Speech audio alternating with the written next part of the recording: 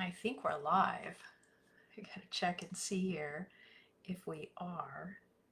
It looks like we might be. Hopefully you can hear me okay. Let me double check here, make sure I can get some feedback from someone. Hey, we're 15 seconds in. Woo! I'm live. If you really knew me, you would know there was tons of anxiety going in to do these lives. I am going to start doing lives on Thursdays at 12:30. This is the first one. There's somebody joining me right now and I can't see you. I'm hoping in time I will learn how to see who's with me live when I'm doing this. So whoever you are, thank you for being here with me. If you really knew me, you would know I'm crazy nervous and sweating profusely. Um, I'm happy to see you here. If you're here on a recording during the replay, give me a shout out in the comments below. I'd love to connect with you. Whoever you are out there right now, just hello to you. I will look for you in the comments afterwards. I don't know how to do that yet. I've done live before, but it's been a while, so I'm feeling a little out of sync. But anyways, I am here today to just say, hey, I'm Lori Mage. I'm a life and leadership coach. And what I do is I help people live and lead their most authentic, most awesome, kick-ass lives. And today in this little talk, what we're going to talk about is what to do when you're feeling stuck. So if you've got questions around that, throw that in the comments below. If you've got a situation in your life where you're feeling stuck, let me know what those are. Again, I'll come back to those after I sign off to reply to you in those comments. But when we think about being stuck, what we're talking about is being stuck maybe in your job. Maybe you feel stuck there. Maybe you feel stuck in a relationship. Maybe you feel stuck in your marriage. Maybe you feel stuck in the middle of a conversation. Like you're so frustrated, right? You're feeling stuck in that conversation. Or maybe you're just feeling stuck in life. And so today we're going to talk about that. And I chose that topic today because a lot of people who come to me for coaching come to me because they're feeling stuck and they want to stop feeling stuck. And I get it. I know what it feels like to feel stuck. Just last week, I was in a conversation with a loved one and it got heated and I felt completely stuck. So I get it. And so today we're going to talk about what to do when we're feeling stuck and how I work with my clients whenever they're feeling stuck too. So there's two things I've learned after doing this for like 20 years now, coaching and helping others live and lead an awesome life. There's two things I know about this. There's good news and there's bad news with this. And we're going to start with the bad news first. The bad news is that feeling stuck is part of life and it's not going to go away. No matter how awesome our lives get or how good you get at navigating life, feeling stuck, it happens. I'm not sure where to look because I'm trying to see comments. Anyways, so like I said, just the other day, I was feeling stuck in a heated discussion that I was having with someone. And again, it's just part of life. And the quicker we can accept the fact that getting stuck, feeling that sense of stuckness is just a fact of life, the sooner we can accept that, the sooner we can embrace that, the sooner we can get back to living our most authentic, most awesome, kick-ass life. And so the bad news also has a little bit of good news in it. The bad news is it's never going to go away. The good news is we can get better at it. We can get better at it because it's just a skill. So we can get better at navigating stuckness when it shows up at work, in our jobs, in our relationships, in conversations, in our lives. So how do we do that? First, I want to tell you a little bit about the good news of when stuckness shows up, because there's actually a lot of really good stuff about when you feel stuck. What that's showing you is that something's off. And so there's tons of wisdom in that feeling of being frustrated and stuck. So there's wisdom in that. And if we get curious about what's going on that we're feeling stuck, we can actually reclaim our power too. So when you go and you explore feeling stuck, you gain wisdom, you gain insight, and you get your power back. So, what do we actually do when we're feeling stuck in a job or a relationship or a conversation? What we want to do is we want to get in the habit of asking ourselves two specific questions. And these questions are super simple, but the power comes in using these questions consistently, getting in the habit of using these things consistently. If you think about like a really great basketball player, they can't be really good at basketball if they don't know how to dribble well, right? They've got to be good dribblers too. And we're seeing that more and more true now in the NBA, that even your front people are learning how to dribble really, really well. It used to be that you don't have to dribble very well if you were going to be shooting, playing a different position. Anyways, I just got distracted because I see there's three people. Hi. Great to see you.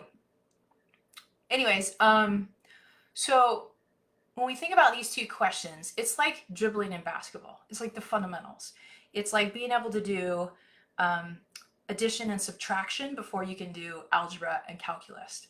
So these questions that I'm going to share with you, they're super simple, and you're going to be like, oh, that's nothing, and you're going to look right past them. I want to challenge you not to look past them, and I want to challenge you to try them out over the next 7 days. I'm going to be back again next week on Thursday, but I want to challenge you to try these out. If you're ever feeling stuck, try these questions out. So the first question is, what do I want? That's the first question. If you've got a notebook, write it down. What do I want? When you're feeling stuck, we want to ask ourselves, what do I want? I'm going to explain the power of this in a story. The second question that we're going to ask ourselves is, are my behaviors helping me get that? Are my behaviors helping me get that? So the first question is, what do I want? And the second question is, are my behaviors helping me get that? So here's an example of it. Let's say you're in a heated discussion with your significant other, your partner, who maybe you've been married to for a couple of years. And in that moment, you're feeling stuck, you're feeling frustrated, you're not feeling heard. Whatever is going on, your point's not getting across, it's not landing. What will happen when we feel stuck like that is oftentimes we will show up in a way that's not awesome. We'll start poking and triggering the other person too. What we want to do is be able to pause and say, what do I want? What do I want here? Well, what I want is to be happily married 50 years from now, right? So if I want to be happily married 50 years from now, the second question is, what are my behaviors helping me get that? Right? Because if I'm showing up like a jerk and my goal, my target is, what I really want is to be happily married 50 years from now, but I'm not expressing my needs very accurately, I'm not communicating my needs or what's going on with me very accurately, or I'm not being genuinely curious about their perspective, right? Those types of behaviors aren't going to help me stay married for 50 years, happily, anyways, right? So those two questions are super powerful. Another example of this is I was working with a client, and they came to me and they said, look, I'm feeling stuck at my job. I gotta quit. I can't stand my boss. And I said, you want to quit your job? And they're like, well, I don't really want to quit my job. So you can see here when I'm asking these questions, I'm trying to get this person to say, what do they want? Because they're coming to me feeling stuck. They're trapped in their job. They're saying they want to go get a new job. That's what they're saying they want. But I want to get really, really clear on what they do really, really want. So I'll ask them, what do you want? I want to quit my job. Is that what you really want? I don't really get that sense. No, I don't really want to quit my job because I actually like where I work. I love the kind of work I do. I love the people we get to serve. I just can't stand my boss. I wish I had a different boss. Okay, so you want to have a different boss. What do you really want? If you did have a different boss, what would you want in that boss? Well, I'd want them to not dump on me at the end of the day at the last minute with things at 4:30 when I've got a dinner date that night. I'd like for them to not have their phone up during a meeting because I always feel like they're not listening to me when their phone's up. And I'd really like it if they had just asked me about my significant other, asked me about my life, right? So, all right, so you would love to have a boss who actually doesn't have their phone open during meetings. They act like they're listening to you. You would like to have a boss that doesn't dump on you at 4:30 p.m. because you've got dinner plans that night. And you'd like a boss who actually cares about you and wants to hear about what's going on in your life. That seems reasonable. Question number 2. Are your behaviors helping you get that? And what happened in this case, and what typically happens when I ask that question to my clients, is one of two things. The first is they immediately go back into abdicating responsibility and they blame their boss. Instead of looking at their own behaviors, they blame their boss, right? But the other people that hear this question when I ask them, are your behaviors helping you get what you want?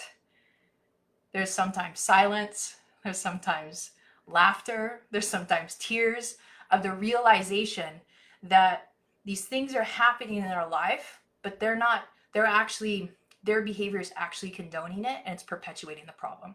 So in this particular case, my client would get emails at 4:30 p.m. from their boss to work on something. They would cancel their dinner plans and get that thing done before the next morning. Now the boss thought they were a rock star, right? Because they were doing that. But the boss had no idea that they had dinner plans and they canceled dinner plans. It just happened to be they were sending this over to them and saying, like, could you get this done this week? It wasn't like right now, but my client was assuming that it meant right now, and she wasn't communicating her needs with her boss at that time. She didn't know exactly what she wanted. She felt like they were dumping on her. The second thing is she knew that in those meetings, when they'd pick up their phone and they'd look at it and they'd say, oh, I'm sorry, and they'd put it away, and she'd tell them that's okay. Her behavior was condoning it. It's okay to pick up your phone in a meeting, right? So those are some examples about how these questions can be super powerful for you. The challenge is in building the habit to use them, especially when we're feeling stuck and frustrated and angry at times, or sad or hopeless, to ask ourselves what we want. That can be really, really challenging. What do I want here?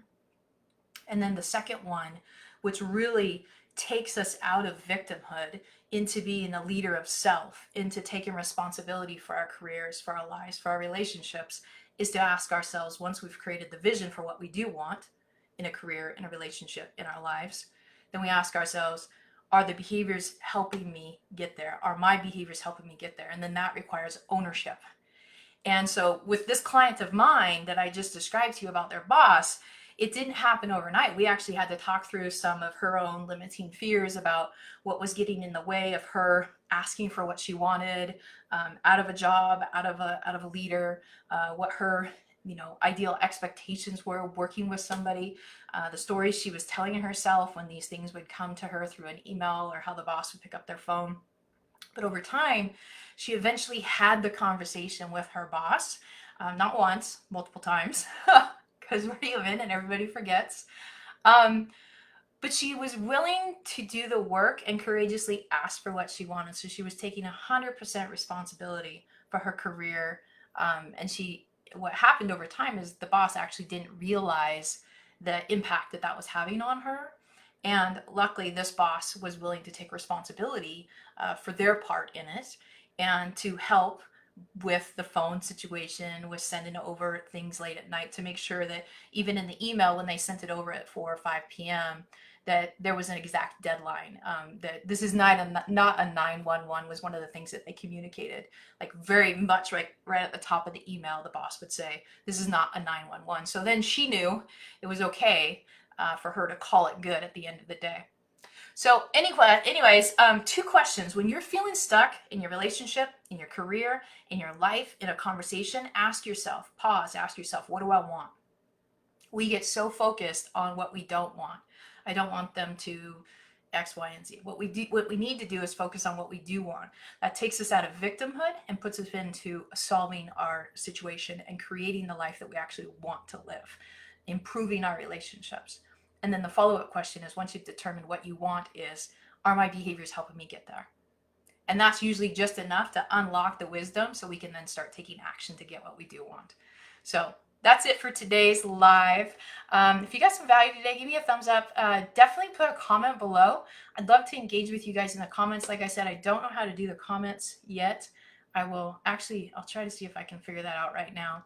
And I'll be back again next week on Thursday at 12:30 to give you, next week's topic is going to be 3 must-haves to finish the year the way you want to finish it, on top of the world. So join us next week, 12:30 for lunchtime with Lori. helping you live and lead your most authentic, most awesome, kick-ass life. Oh my gosh, I can see comments. They're here, guys. So, Rosie, hi. Dude, I freaking love you. You're always just so encouraging and supporting. Thank you for being here, Rosie. And you always have the best scenery pictures. I love the pictures that you're always putting out there of Spokane and bringing positivity into the world. And then Jen, hey, so good to see you. I'm glad that it resonated with you today and you needed to hear this. So awesome. So next week when I come back, I'm going to be sharing some more tips to help you live and lead your most authentic, most awesome kick-ass life. And try this out. Really, really try this out. What do I want? Are my behaviors helping me get it? What do I want? Are my behaviors helping me get it? That's it for today. Thanks for watching. I will see you next week. Bye. I don't know how to stop it.